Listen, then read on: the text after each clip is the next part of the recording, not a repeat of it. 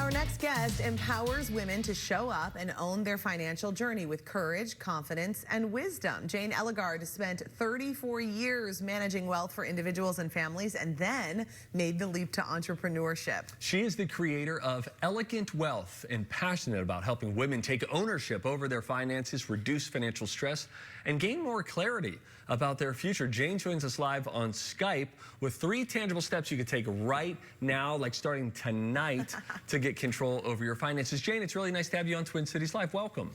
Thank you so much. Delighted to be here. Okay, step 1 is get engaged. And we don't mean run off and find a partner. We mean get engaged with the topic of money. What should women in particular do?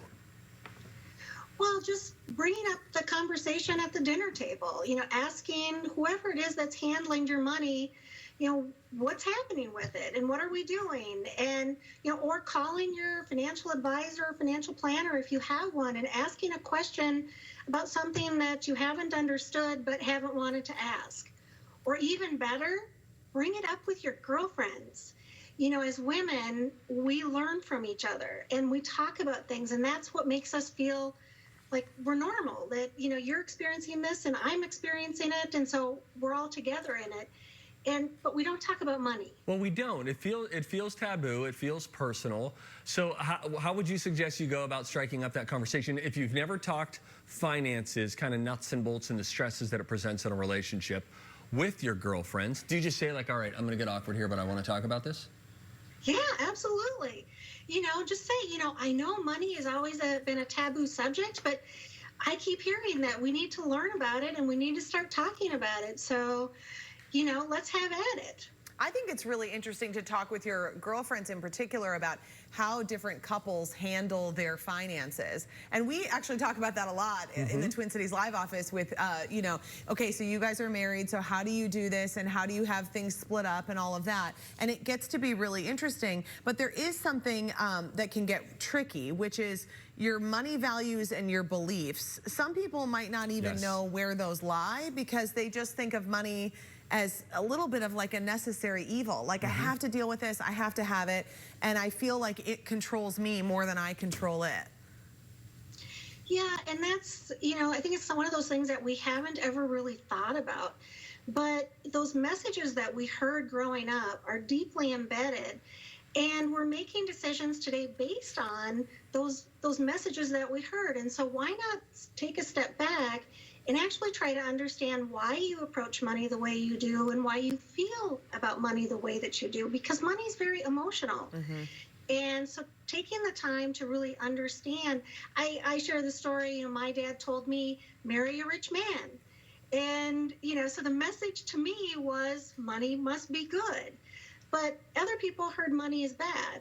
And so understanding that money actually gives you freedom and security, and it allows you to do things that you want to do, whether for yourself, your family, or, the world in general. Yeah, and that's such a message I think so many women can relate to. Marry somebody rich. Just as easy to fall in love with a rich guy as it is a poor guy. I mean, that's the saying that you hear, which doesn't translate to girls and to women ever.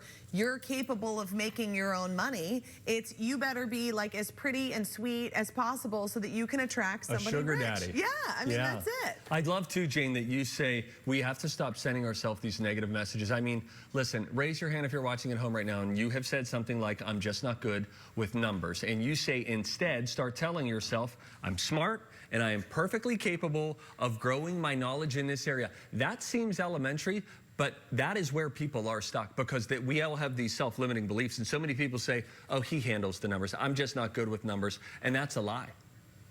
It is absolutely a lie. And, there's really not that much math involved. And we all have computers and calculators. There's all kinds of ways that, you can do the math if you don't like numbers, but it's not rocket science. And I think, just really coming around to the fact that we've been taught for so many years that we're not good at math, and then trying to make that shift. So having that awareness, making that small shift, and starting to think about it in a more positive fashion, because we have to have a relationship with money.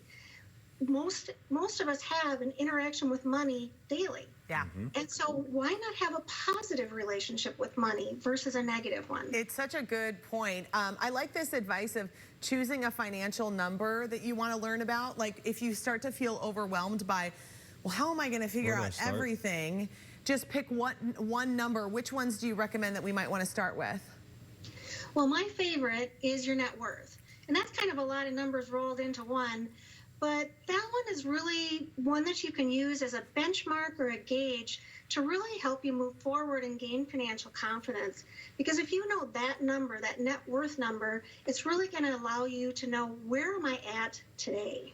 Yeah. And how can I move forward? And look, there's so many easy resources now online for you to quickly, in a span of like 30 minutes, input some numbers, and then boom, they spit out your net worth right there. So it's more accessible than ever. This is really good stuff. Jayne, I love it. Your new book is called Financial Empowerment for Women, Your Guide to Courage, Confidence, and Wisdom. This is the second time we've talked about confidence today. It's good to have confidence in the kitchen. It is good to have confidence with your finances. Jayne, thank you so much for coming on the show. We really appreciate it. Thanks so much for having me. All right, take care. We posted these tips along with more info on Jayne's online financial courses and ways you can connect with Jayne on our website, TwinCitiesLive.com. Hey, get that book and do a little book club with your friends. That's a great idea. Again, it's called Financial Empowerment for Women, Your Guide to Courage, Confidence, and Wisdom. It is available right now.